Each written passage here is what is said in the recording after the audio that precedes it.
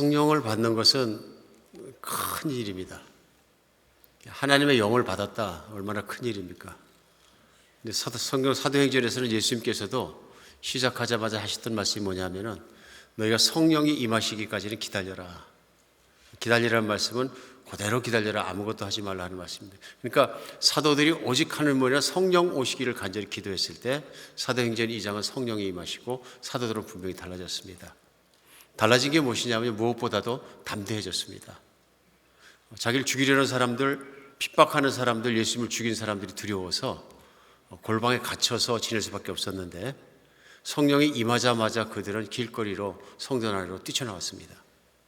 그리고 뛰쳐나온 것뿐만 아니라 성령이 감동케 하심을 따라 방언도 하고 복음을 전했습니다. 하나님의 큰 일을 전했다는 얘기입니다.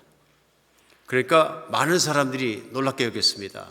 왜냐하면 세계 각국으로다가 복음을 선포하는 현장을 보았기 때문에 그렇습니다. 근데 전하고 있는 사람들을 보니까 외국어를 할 만한 사람들이 아니라 전부 갈릴리 출신들이 많고 시골 사람들이 많았던 거예요. 그래서 소위 교육의 혜택을 받을 수 없는 지역에서 살았고 그런 배경을 가진 사람들과 행색도 아마 그리하지 않았는가 싶습니다. 놀라서 묻습니다. 이게 어찌된 일이냐? 술이 취한 거냐? 그러니까 베드로 사도가 답변합니다. 아니다. 구약의 요엘 선지자를 통해서 하신 말씀대로 말세의 모든 육체에 성령을 부어주시겠다는 그 성령을 우리가 받았느니라 설명합니다. 이 성령은 너희가 죽인 바로 그 예수 그리스도께서 승천하셔서 보좌에 앉으시면서 보내주신 것이라. 그러면서 예수 그리스도가 어떤 분이신지 복음을 전합니다. 이걸 우리 생각해 보면 사도가 이 말씀을 전할 때 50일 이전에 이미 그들은 어떤 사람들이냐면 들었던 사람들은 예수님이 십자가에 못 박혀 돌아가시는 걸 보았을 뿐만 아니라 그 중에 많은 사람들은 몰려들어서 예수를 죽이라고 소리질렀던 사람들입니다. 그러니까 그 복음을 전함으로 말미암아 제자들은 그 자리에서 돌 맞아 죽을 수 있다는 것도 알고 있었습니다. 그럼에도 불구하고 성령이 임하시니까 이런 변화가 뭐냐면요, 두려움이 없습니다. 엄청 담대해지는 것입니다. 죽음도 두렵지 않고 아무것도 두렵지 않고 오직 한 가지 예수 그리스도의 복음을 전하는 것을 기뻐하며 전했던 것을 알 수 있습니다. 거기서 끝나지 않고 베드로 사도와 요한 사도가 성전으로 올라가서 기도하러 가는 길에 태어나면서부터 안진대가 된 환자를 예수의 이름으로 일으키는 사건이 나자 사람들이 또 한 번 몰려듭니다. 그때 솔로몬 행각에 다 몰려들었는데 아마 5천 명이 믿었다는 거 보니까 이름 말할 수 없는 사람들이 빼곡하게 몰려들었던 것 같아요. 사도 베드로가 또 복음을 전합니다. 예수 그리스도가 어떤 분이신지, 무슨 일을 하셨는지, 어떻게 십자가에 죽었는지, 어떻게 부활하셨는지, 승천하셨는지 전합니다. 그에 따라서 한 5천 명이 되는 사람들이 믿음에 돌아오게 됩니다. 이때 성전을 지키던 관리들이 당황하게 돼서 다짜고짜 사도 두 사람을 붙잡아서 감옥에 넣게 됩니다. 다음날 심판이 열리고 심판합니다. 심판의 현장에서 또 나타난 것이 있습니다. 뭐가 나타나냐면요, 사도 요한과 베드로에게 두려움이 없습니다. 담대합니다. 그 담대한 마음으로 오히려 심판하고 신문하고 있는 우리 대제사장과 사내들은 공회원들을 전도합니다. 복음을 전하고 너희가 죽은 그 예수를 믿으라고 권합니다. 놀라운 일이 일어난 거죠. 그러자 사도행전은 계속되면서 그들을 잡아서 죽이고 싶지만 잡아서 죽일 만한 명분이 안 되는 것입니다. 그들이 잘못한 것이 없고 한 일이라고는 안진뱅이 된 사람을 일으킨 죄밖에 없습니다. 그러니까 결국은 명분을 찾지 못하고 예수님의 부활을 전하지 말라고 하면서 놓아줍니다. 오늘 본문은 4장 23절 시작되면서 사도들이 노임의 그 동료들에게 가서 제사장과 장로들의 말을 다 알렸다 얘기합니다. 오늘 교회에 가서 얘기한 거죠. 초대교회가 세워졌는데 그 초대교회에 가서 이제 사도들이 얘기합니다. 그래서 제사장들과 장로들이 무슨 말을 했는지 어떻게 했는지 그것에 대해서 오늘 전하고 있습니다. 그러자 온 교인들의 반응이 나오는데 그 반응이 뭐냐면 기도입니다. 24절부터 보면 그들이 듣고 한 마음으로 하나님께 소리 높여 이르되 대주제여 천지여 바다와 그 가운데 만물을 지으신 이시여 또 주의 종 우리 조상 다윗의 입을 통하여 성령의 말씀하시기를 어찌하여 열방이 분노하며 족속들이 화살을 경영하는고 세상의 군환들이 났으며 관리들이 함께 모여 주와 그 그리스도를 대적하도다 하신 이로소이다.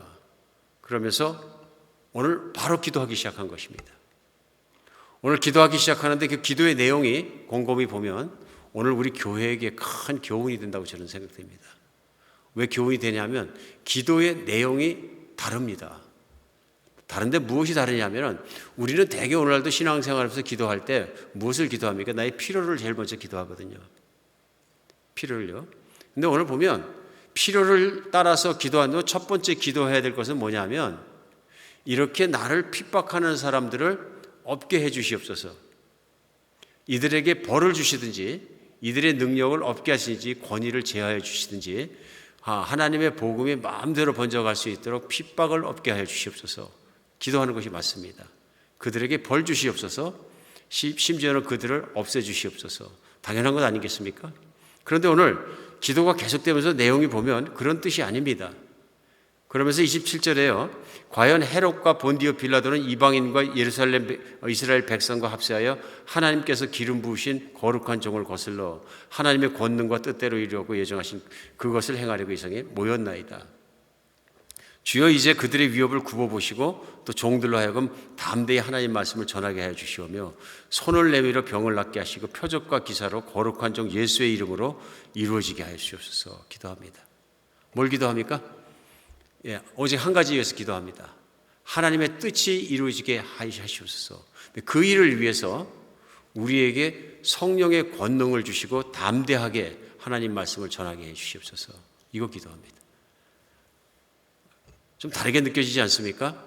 우리 교회가 이런 상황이면 핍박을 받는 상황이고 사도들이 놓여서 가서 어떻게 대제사장과 장로들이 자신을 핍박했는가 나누면은 기도를 하더라도 우리가 기도할 때는 핍박이 없게 해주세요가 먼저 기도가 아니겠습니까? 핍박을 제거해 주세요. 제가 그런 기도가 기억이 납니다. 북한 땅을 위해서 기도할 때 그런 기도 참 많이 했던 것 같아요. 하나님 김일성을 죽여주시옵소서. 우리 동족을 수백만 명이나 죽게 만들고 또 북한에 있는 동족들을 쥐어짜고 기독교 복음이 전하지 못하게 하고 수많은 기독교인들 가둬서 정치봉성사에서 죽게 만들고 정말 짐승만도 못한 삶을 살게 하고 잔인하고 짝이 없는 그런 악한 자를 없애주시옵소서. 금방 기도하겠네.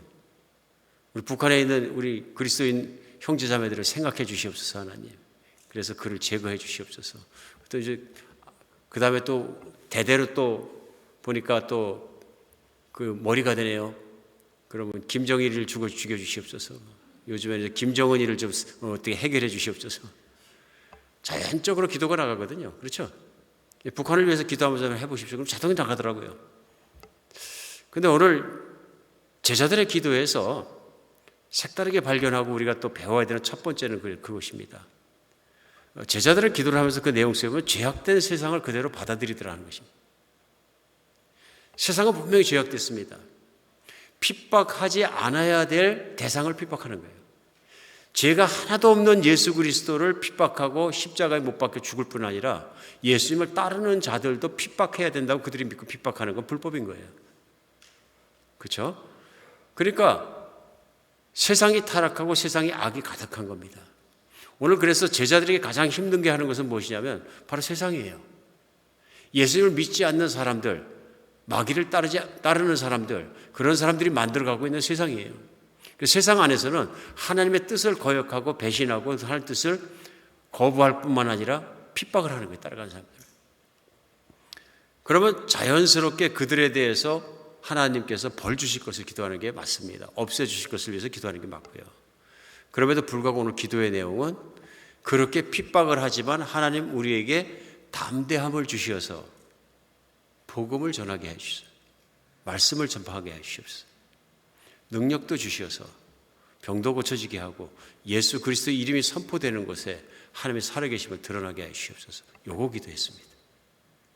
그러니까 세상은 타락했고 세상은 악하고 세상은 바른 길을 살거나 그리스도의 복음을 전하는 자를 핍박할 것이라는 걸 기정사실로 받아들인 것입니다. 받아들인 것입니다. 왜 그럴까요? 이미 예수님이 가르치신 거예요. 예수님이 사역을 하시는 기간에도 제자들을 끊임없이 가르친 게 뭐냐면 세상에서는 너희가 핍박을 당하나 환난을 당하나 담대하라. 내가 세상을 이기었노라 하고 가르치신 거예요. 그러니까 세상이 나를 핍박하였은즉 나를 따른 너희도 핍박할 것이다. 세상에서는 너희가 반드시 핍박을 받을 것이다. 쉽게 생각하면 우리가 그런 생각할 수 있잖아요. 예수님, 세상에서 핍박받는 것을 없애주셔야 기독교가 흥왕해집니다. 예수님 모든 주권을 가지고 계시니까 할 수 있지 않습니까? 이들 다 없애줄 수 있고 고난받는 것도 없애줄 수 있지 않습니까? 얘기할 수 있습니다. 바랄 수 있습니다. 그런데 불구하고 제자들은 그걸 알았던 겁니다. 예수님의 뜻은 예수님이 재림하시고 세상이 끝나는 그날까지 이 세상의 마귀와 그를 따른 자를 세워가는 세상의 악도 참으시기로 결정하신 거죠. 결정하신 겁니다. 그러므로 세상은 살아가는 동안에 복음이 전해지면 하나님 나라가 전파되는 곳마다 무슨 일이 일어나냐면 핍박이 일어났다는 것을 기정사실로 받아들인 것입니다. 그래서 어떤 면에서는 그리스도인이 세상을 살아가면서 고난을 당하게 되는 것을 이상한 일로 여기지 않고 당연한 일로 받아들였다는 얘기입니다. 다르죠? 많이 다릅니다. 이 하나님의 뜻을 구하고 고난을 바라보는 시각이 여기서만 그런 것이 아니라 계속되는 사도행전 속에서 사도들의 태도 속에서 그런 걸 발견할 수 있어요. 사도 바울 같은 경우에는요, 어쩔 때는 성경을 읽다 보면 참 이 이야기 어렵다 그럴 정도로 우리 당혹하게 만드는 그런 면도 없지 않아 있습니다. 뭐냐면 사도 바울이 1차, 2차, 3차에 걸쳐서 선교여행을 끝냅니다. 선교여행 기간 중에 믿는 사람이 많이 생기게 되고요. 각 세계에 흩어져 살고 있던 유대인들이 사도 바울로 말미암아 복음이 전파되고 교회가 일어나겠다는 소식을 다 듣고 사도 바울을 다 죽이고 싶어 합니다. 원수같이 생각합니다. 사도 바울이 가는 곳마다 그를 핍박했던 사람들은 유대인들이었습니다. 그들이 현장에서 사도 바울을 죽이지 못하니까 이제는 예루살렘에서 죽이기를 원합니다. 그런데 전도여행이 끝나고 사도 바울이 뭐라 그러냐면 내가 예루살렘을 가야 되겠다. 예루살렘에 있는 교회가 기근 속에서 핍박과 기근 속에서 너무 힘드니까 각처에서 이방인들 교회에서 모은 부조를 가지고 헌금을 가지고 예루살렘 교회를 도와주러 가는 길에 내가 가야 되겠다. 그래서 일행들과 함께 가게 됩니다. 그런데 보면 일행들과 함께 예루살렘으로 가는 길에 교회마다 들리게 되는데 교회마다 기도하는 사람들이 얘기합니다. 예루살렘으로 올라가면 고난을 받는다. 점점 더 가까이 가자 예루살렘에서 온 선지자라는 사람이 바울의 허리띠를 풀어서 묶어서 퍼포먼스를 합니다. 당신 거기 가면 이렇게 꽁꽁 뭉치고 고난을 당한다. 그러니까 교회도 성령을 통해서 성령이 말씀하시되 하고 선지자도 성령이 말씀하시되 하고 계속 말씀하십니다. 그럼 우리는 어떻게 받아들여야 됩니까? 성령이 주시는 경고, 예루살렘을 가게 되면 고난을 당하게 되고 죽을지도 모른다. 그럼 우리 판단할 때 가지 말라 그러시는 거구나. 그렇지 않을까요? 그렇게 받아들여질 것 같습니다. 예. 금방 그렇게 들 수 있죠. 우리 몇 해 전인가 단기선교 가기 위해서 광고를 하고 단기선 가실 분을 모집하는데 한 분이 사인업을 하셨어요. 그 다음에 가서 보니까 지우셨어요. 그래서 제가 한번 여쭤봤어요. 왜 지우셨어요? 그랬더니 아니 간다고 사인업 안 했더니 회사에 문제가 생기더라고요. 문제가 생겨서 사인업 하셨으면 가셔야죠. 한번 밀어 붙여보셔야죠. 그랬더니 아니 문제가 생긴 건 하나님이 가지 말라 그런 사인이 아닌가 싶습니다. 그래서 제가 이제 좀 답답했어요. 이게 사인을 잘 받아들이셔야 되는데 예. 사도 바울 경우는 교회들이 얘기하고 선지자가 얘기하고 퍼포먼스를 하고 확인하고 계속 얘기하는데 불구하고 꿋꿋이 갑니다. 퀘션이 나오지 않습니까? 사도 바울 그는 왜 갔을까? 감옥 고난받는데 이유는 분명합니다. 하나님이 고난이 있다 할지라도 가라 하셨다는 것입니다. 고난이 있을 것이라는 팩트인데요. 고난을 어떻게 대할 것이냐 하는 것은 사도 바울이 하나님 앞에서 인도하심 가운데 결정할 일입니다. 다른 교인들은 고난이 있으니까 피해라 했지만 사도 바울은 고난이 있을지라도 주께서 보내신 그 길에서 복음을 전하다 고난을 받는 것은 내게 영광이다 생각하면서 밀고 들어간 것입니다. 차이점이 있는 거죠. 그러니까 세상에 악한 세상에서 악을 보고 고난을 보고 보는 환경과 해석하는 각도가 다르다는 걸 알 수 있습니다. 나는 복음을 전하도록 부르심 받은 사람이고 복음을 전하다가 고난을 받는 건 당연히 있는 일이다. 무슨 고난이든 닥칠 것인데 예루살렘 고난도 있을 것이다. 그러나 그 예루살렘 사람들도 복음을 들어야 되지 않느냐 하는 각도에서 믿었던 것이 분명합니다. 그래서 이것을 기회로 받아들여야 돼요. 막상 잡혀가지고 들려나가는 입장에 로마군들이 들려서 나가는데 로마군 천부장 물어봅니다. 내가 말을 좀 할 수 있느냐? 하라 그러니까 세워주니까 얘기하면 즉각적으로 복음 전하기 시작합니다. 탁 세워놓으니까 복음 전하기 시작하는 겁니다. 사도 바울이 얼마나 그 복음 전하고자 하는 그 열망이 들끓고 있었는가 알 수 있고요. 얼마나 두려워하지 않는가, 죽음도 두려워하지 않는가, 담대함을 느낄 수 있어요. 저는 이것이 성령 충만한 사람의 모습이라고 생각합니다. 성령이 충만한 사람, 담대합니다. 왜 그렇습니까? 죽음을 두려워하지 않습니다. 그리고 해야 될 일과 해야 될 말을 하는 것입니다. 오늘 그래서 사도 베드로와 요한과 초대교회 모든 성도들만 그런 것이 아니라 성령의 충만함을 받던 초대교인들이 모두 그렇게 살았고 그런 사람들이었다는 것을 우리는 알 수 있습니다. 그러니까 때때로 우리 생각하지 않습니까? 왜 하나님의 교회에 그런 고난을 주셨을까? 예루살렘 교회도 어마어마한 그 다음에 핍박이 따르지 않습니까?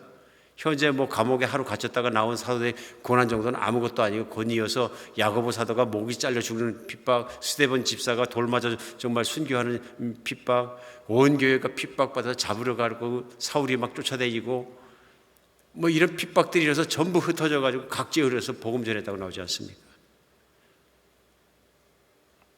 오늘 초대교회 교인들은 이런 것들을 당연한 거로 받아들였다. 우리는 그냥 초대교회 교인들이 각지에 흩어져 갖고 복음 전했다 그러니까 그런가 보다 그런지 모르지만 현실을 생각해 보면 예수를 믿었다는 이유 하나만으로 직장도 잃어버리고 삶의 터전도 잃어버리고 집인들 제대로 팔았겠습니까? 정리할 거 제대로 하지 못하고 급한 마음에 핍박 가운데 도망갈 수밖에 없었다는 것입니다.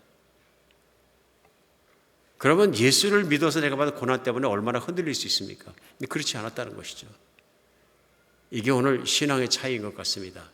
예수 믿어도 복음 열심히 전하며 살고 그 뜻을 추구하다 보면 고난과 핍박과 환난도 있을 수 있다. 그런 말씀입니다. 초대교회 교인들은 그것 자체를 문제 삼지 않았다.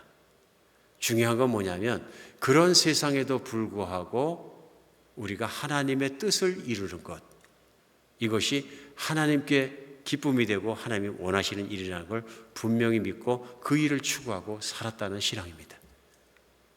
분명히 생각과 신앙의 태도가 차이가 있는 걸 느끼지 않습니까? 그래서 두 번째는 뭐냐면요, 하나님의 뜻을 이루어지기를 기도했습니다. 오늘 담대함을 달라고 기도하네. 담대함을 달라고 기도하고 있는 가장 큰 이유는 하나님 말씀을 이런 상황에도 선포할 수 있도록. 그러니까 쉽게 생각하면 쭈그러들지 않도록. 핍박의 목적이 무엇입니까? 쭈그러들게 만드는 거죠. 못하게 만드는 거죠. 한반도에서 전쟁이 나고 북한군이 밀고 넘어오니까 첫 번째 한 일이 뭡니까? 기독교인들을 말살하라. 그렇죠? 유지들을 다 잡아들여라. 공산주의가 막 그랬잖아요. 그래가지고 주로 공산당들이 들어와서 정복하면서 잡혀갔던 사람들이 유지들이고 기독교인들이에요. 심지어는 교회에 밀고 들어와 탱크를 밀고 들어와서는 목사님과 교회를 피난한 가는데 다 잡아가지고 붙잡아가지고 신문하잖아요. 예수 부인하라고. 싫어하죠?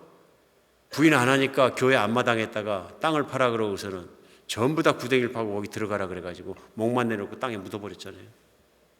그러면서 땡크는 막 부르릉거리는데 예수 부인 안 하는 자는 땡크를 밀어버리겠다. 우리 역사는 기록하고 있습니다. 성도들 아무도 부인하지 않고 찬송가 부르더라. 목만 나와 있는데 탱크가 지나가는데 찬송가 부르더라. 우리 한반도에 그런 역사가 있다는 것이 슬픈 일이지만 또 한반도에 그런 신앙이 있다는 것이, 그런 순교의 신앙이 있다는 것이 놀라운 일입니다. 하나님의 뜻이 이루어지도록 기도했다. 그러니까 초대교인들이 무엇을 위해 살았는지 우리는 금방 알 수 있습니다. 이렇게 어려운 환경 속에서 툭 치니까 나오는 기도가 뭐냐면 하나님의 뜻이 이루어지도록 우리를 담대하게 해 주시옵소서. 그 하나님의 나라가 이루어지고 복음이 전해지고 그 뜻이 이루어질 때 누가 해야 되냐면 하나님의 자녀된 교회가 해야 되고 우리가 해야 되는 사명이라 하는 것을 분명히 알고 있었던 것을 우리는 알 수 있습니다. 현대교회를 우리가 이렇게 섬기면서 하나님의 뜻이 일어나서 하나님의 나라가 이루어지는 것, 이것을 얼마나 간절히 기도하고 있는가 이거 생각할 필요가 있습니다. 우리 교회가 그게 현주소거든요. 우리 기도의 모양과 현주소를 내가 생각해 보면 내가 무엇을 추구하며 또 교회가 무엇을 추구하는지 금방 알 수 있습니다. 교회는 이 지구 가운데에서 복음을 가지고 있는 곳입니다. 교회가 다른 무엇이 없다 할지라도 복음이 있는 곳입니다. 이 복음을 먹어야, 복음을 붙잡아야 죽은 영혼도 살아나는 세계에서 가장 귀중한 보물을 가지고 있는 것이 교회입니다. 그러니까 당연히 교회에서 해야 될 가장 중요한 일은 복음을 전파하는 일입니다. 이것을 위해서 살아가는 것입니다. 그런데 어떻게 살다 보면 우리는 모든 것이 요즘 특별히 개인주의가 심해지니까 마치 예수 믿는 것은 나 개인에 만족하기 위해서 예수를 믿는 것 같은 그런 것만 믿는 경우가 너무나 많습니다. 그러다 보니까 예수 믿으면 나에게 고난이 없어지고 부자가 되어야 되고 자식이 잘 돼야 되고 그래서 필요를 위해서 기도하는 것은 기도에 꽉 차 있고 많은데요. 그러니까 기도합시다 그러면 가장 많이 하고 가장 급하게 하는 기도가 뭐냐면 내 필요가 채워지는 것들이에요. 물론 예수님께서 우리 필요를 기도하라 그러셨고 그 필요를 채워주시겠다, 이루어주시겠다 말씀도 하셨어요. 응답하시겠다고 말씀하셨고요. 그런데 중요한 게 있죠. 하나님의 나라를 위해 기도하라고 말씀하신 먼저 번 기도예요. 우리가 주일마다 주기도문을 같이 기도합니다. 이거 그냥 딸딸딸딸 외우기 위해서 기도하는 것이 아니죠. 이 기도를 기도하는 것은 예수님께서 이 기도를 하라 그러셨고 이 기도를 하면서 우리는 알 수 있습니다. 하나님의 뜻이 무엇인지, 무엇을 위해 기도해야 되는지. 하나님의 이름이 높임을 받으시고 그 나라가 임하시고 그 뜻이 하늘에서 이루어진 같이 이 땅에서 이루어지는 것은 하나님의 계속적으로 변하지 않는 소원입니다. 이 땅에요. 뜻입니다. 그 기도를 하면서 우리가 깨달을 수 있는 것은 우리가 내 중심에서 하나님 중심으로 기도도 시작할 수 있는 것을 계속 우리 기억하는 것입니다.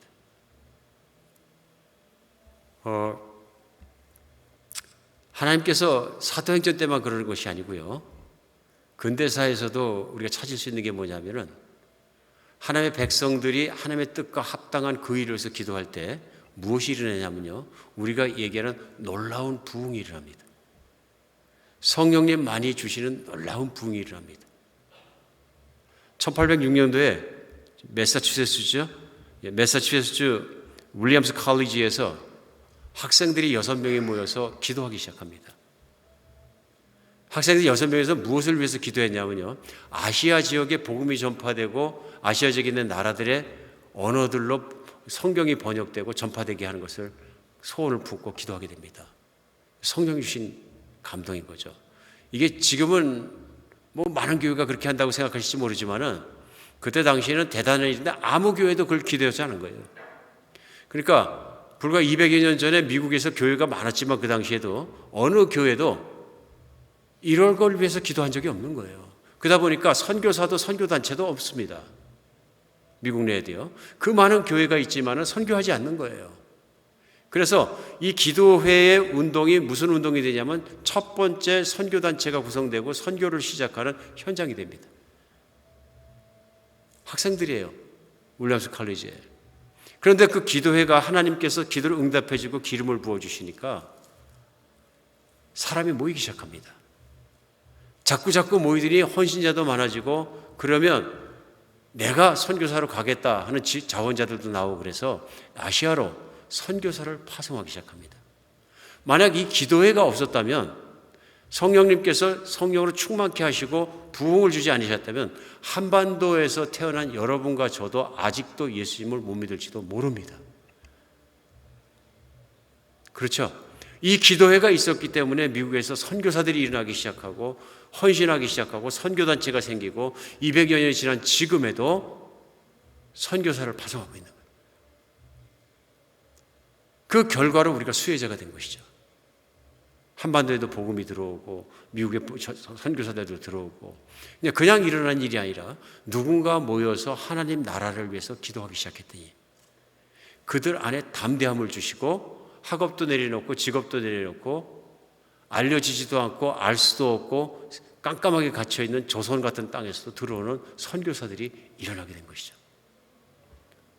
하나님은 기적을 주십니다. 하나님 나라를 위해서 기도하면 성령의 충만한 가운데 역사하시는 거죠. 우리 사도행전에서 분명히 볼 수 있는 거 있습니다. 성령 충만을 왜 주시냐 하는 것입니다.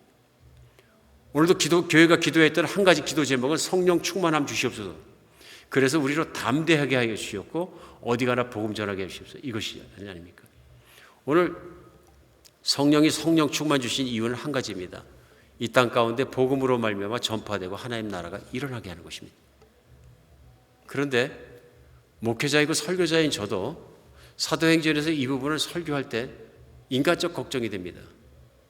오늘은 설교하면 몇 명이나 좋으실까? 몇 분이나 재미없다고 생각하실까? 왜 그럽니까? 당장 나하고 관계가 있고 나하고 뭐가 있는 것 같고 내가 유익이 되고 내가 확실하고 내가 은혜 받고 그런 건 잘 들리는데요. 피부에 닿거든요. 아주 그냥 스킨에 컨택되는 것 같거든요. 그런데 하나님 나라가 이렇고 그 나라를 위해서 기도해야 되고 이런 얘기를 하면 남의 얘기같이 돼. 남의 얘기같이 졸려요. 아득하게 들리고. 이게 이제 설교자로서도 고민이 됩니다. 그러나 분명한 게 있습니다. 신앙의 바른 길은 성령이 오신 목적과 이유도 성령이 지금 하시는 일도 하나님 나라를 복음을 통해 이루는 것입니다. 그러므로 교회 기도에서 참으로 기도해야 될 것은 뭐냐면 교인이 성령 충만해져서 복음을 전할 수 있고 하나님 나라를 이루어갈 수 있고 어떤 것도 두려워하지 않는 사람이 될 수 있도록 함께 기도하면서 복음 전하는 그 일을 위해서 가야 되는 것입니다.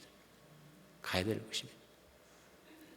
우리 남침대 교단 해외 선교부 인터내셔널 미션 보드 IMB라고 얘기합니다. 아마 세계에서 전임 선교사 파송한 선교 기관으로는 아마 가장 큰 선교 기관일 겁니다. 이 선교 기관의 그 프레지던트 회장을 맡아서 섬기신 적이 있는 제리 랭크니스라는 목사님이 계십니다. 오랫동안 그 사역을 하셨는데요. 그러다 보니까 세계 선교를 많이 하시죠.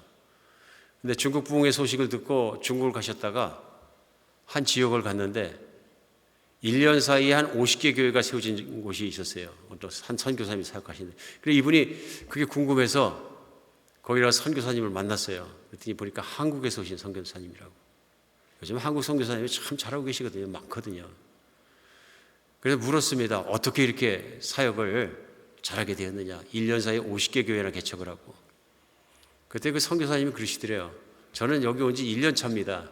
첫 해라서 할 수 있는 게 없고 언어를 배우는데 제가 신경을 쓰고 있기 때문에 다른 걸 할 수가 없습니다. 근데 어떻게든지 하나님 복음이 좀 전하게 해달라고 기도를 해왔습니다. 그랬는데 교회가 저절로 생기는 것처럼 사람들이 모여들고 생기기 시작했습니다. 정말로 이건 제가 한 일이 아니고 저는 어떻게 할 줄도 모르고 아직은 언어가 부족합니다. 근데 무슨 이유가 있을 거 아닙니까? 그러니까 그 중국 사람들 사이에서 서로 복음이 전해지고 이렇게 리더들이 세워지고 이렇게 교회가 불 번지듯이 번져가는 건 이유가 있을 것 아닙니까? 그랬더니 이 선교사님이 가만히 생각해 보더니 금년에 2번 기도 모임이 있었습니다. 한 번, 첫 번째 한국에서 단기 선교팀이 와서 이 지역과 복음화를 위해서 일주일간 기도했습니다. 2번, 좀 몇 달 있다가 한국에서 또 다른 교회에서 선교팀이 와서 또 일주일간 기도 모임을 하고 왔습니다. 오직 복음이 전파되고 하나님의 나라가 세워지는 그것을 위해서 그분들은 진짜 열심히 기도하고 왔습니다. 제 생각에는 아마 그분들이 기도했기 때문에 이런 현장이 일어날 것 같습니다. 우리 제리 랭키스 목사님이 굉장히 은혜를 받으셨어요. 은혜를 받으셨어요. 그래서 그분이 쓰신 글에 의하면 자신이 관리하고 있던 인터내셔널 미션 보드 선교 본부 안에는 세계를 선교를 위한 중보 기도 본부가 있습니다. 중보 기도 사역자들이 있고요. 도전했습니다. 중보 기도 사역자들만 사역할 게 아니라 온 교회가 중보 기도해야 된다. 온 교회가 복음이 전하지 않은 지역과 족족들을 위해서 기도해야 된다. 모든 게 기도로 시작되고 모든 것이 기도에서 이루어진다. 확신을 갖게 되셨다 얘기하는 거예요. 정말입니다. 오늘도 우리가 하나님의 뜻에 부합하게 하나님의 뜻을 따라 기도하고 하나님의 뜻을 따라 구하고 나갔을 때 담대함도 주시고 정말 그 일이 일어나기도 하시고 부흥의 현장이 있게 하시는 줄 믿으시기 바랍니다. 한비전 교회 그런 교회 됐으면 좋겠습니다. 하나님의 뜻에 부합한 교회. 그냥 내 거 채우고 내 거 메우고 그래서 사람만 많으면 뭐 하겠습니까? 정말로 복음적이고 정말로 하나님의 뜻을 따르고 정말로 그렇게 살아가는 교회가 되었으면 좋겠습니다. 우리 교회가 이미 입양한 종족들도 있고 지역들도 있고 우리 인도에 있는 박성성에서 나가신 웨스트 벵갈 지역은 1억 명이나 됩니다. 지금 15년 전부터 입양해서 계속 기도하고 있는데 그때보다 많이 좋아졌습니다. 15년 전에 저희가 처음 기도 시작할 때 그 웨스트 벵갈 1억 명 중에서 믿는 사람의 숫자가 0.1%였습니다. 0.1%. 대단히 적은 숫자죠. 1000명 중에 1명입니다. 근데 지금은 0.6%입니다. 많이 발전했습니다. 0.6%에서 지금 많이 커지고 있는 것 같아요. 우리 박상규 선교사는 사역만 하더라도 그 영향력의 영역이 엄청 커졌어요.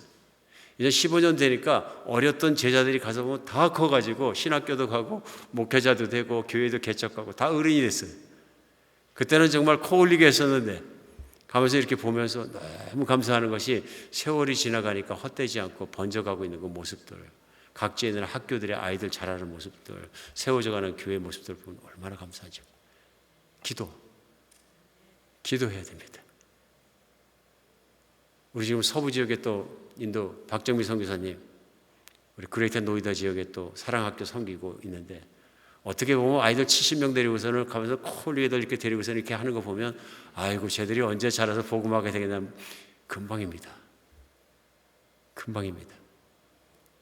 우리 함께 늘 중보기도 하면서 복음이 아직 가려워지고 듣지 못하고 어두워진 부분을 위해서 계속 기도하는 여러분과 제가 됐으면 좋겠습니다. 하나님은 이루십니다. 우리 주님께서 우리 한비전교회를 계속 사용해 주시면 좋겠습니다. 오늘 마지막으로 첫 번째는 세상의 악을 그런 것으로 받아들이고 악한 세상 속에서 두려움 없이 전하는 것이 중요한 거죠. 그렇죠? 두 번째는 우리가 하나님 나라의 뜻이 일어날 수 있도록 하나님을 위해서 기도하는 것입니다. 오늘 세 번째는 하나님께서는 이런 기도에 담대함으로 응답하셨습니다. 여러분과 저와 우리 모든 교인들의 삶도 담대해질 수 있도록 기도하고 받고 담대한 인생을 살았으면 좋겠습니다. 우리의 미래는 결정됐고 확실하게 열려 있습니다. 죽는 것도 두려울 것이 없습니다. 이젠 남아있는 인생을 사용할 것은 천국에서 못할 것 하는 것입니다. 천국 복음을 전하는 일입니다. 하나님 나라를 세워가는 일입니다. 이 일을 위해서 함께 뛰어가고 함께 살아가고 함께 이루어가는 여러분과 제가 되었으면 좋겠습니다. 담대하게 사십시다. 기도하겠습니다. 하나님,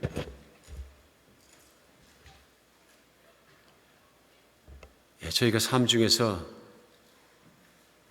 내 배만 부르는 것만 생각하지 않고 살게 해 주시옵소서.